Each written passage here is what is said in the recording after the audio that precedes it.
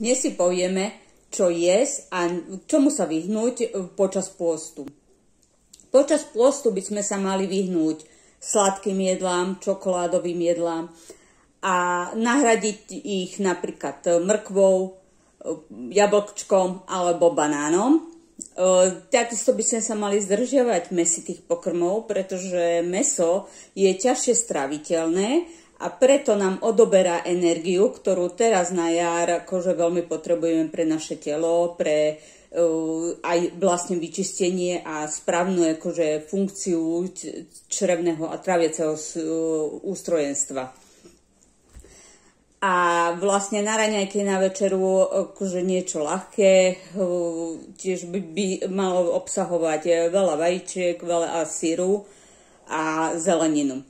Ak máte na niečo chuť, alebo chcete zmeniť si nejaké raňajky, dať si ľahšie raňajky, ale sladké raňajky, tak by som vám odporúčila, alebo večeru sladkú, tak by som vám odporúčala jeden z takýchto našich koktejlov, je takto balený, takže si toho môžete zobrať aj na cestu.